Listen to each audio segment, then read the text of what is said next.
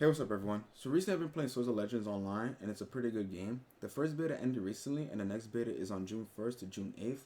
I really like the fact that it feels amazing, and the game runs really smooth. It also has a lot of character diversity, and that it's a Trinity system, so you're able to play as a tank, DPS, or a healer. I also like the fact that it's similar to Dragoness, and that you can choose your branch for your class. For example, in Dragoness, you can start off as a warrior and choose to be a gladiator or a moonlord. In this game, you can start off as a berserker and choose to be a slayer, the DPS variant, or a drunken master, the tank variant. Another good thing about this game is the fact that you're able to switch between these two trees whenever you're out of combat. Now, when it comes to playing as a DPS, the game is pretty fun. It has its traditional aspects such as DPS rotations and positioning, but playing as a tank feels really underwhelming. Yes, you're able to provide tanking for your party and get aggro and tank bosses and tank mobs, etc. But the damage that you contribute to the party is beyond low. Of course, you're there to tank, but in situations where DPS dies and the boss HP is really low, you're better off restarting the boss fight instead of trying to clutch it out, because as a tank, you provide minimal DPS to the point that you're basically healing the boss. It'd be nice if this was changed to more a BNS tanking system where the tank is able to provide both aggro and DPS to the party.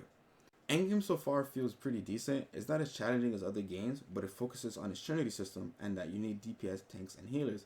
Another thing is that I really enjoy is the fact that every time you run a dungeon, you get a new piece of equipment. You get a new piece every time you run the dungeon until you get your full gear set. Now, this is a good and bad thing because this means after a couple of weeks, you have your full set and there's no more quote unquote reward for running the dungeons over and over again. But it seems like they're trying to make the game process long because you can only run normal mode once a day to get loot. If you run it a second time, there is no loot. Same thing for hard mode, except that you only get loot once a week. I'm not sure how I feel about this part overall, but I do believe players will perhaps get bored because it removes the farming aspect of the game. Overall, the game is pretty fun. It has its own elements. It's beautiful. It's easy on the eyes. It runs smooth. It's optimal. Classes seem to be balanced, and it has multiple entry tutorials at the start of the game, making it easier for new players who are playing MMOs for the first time.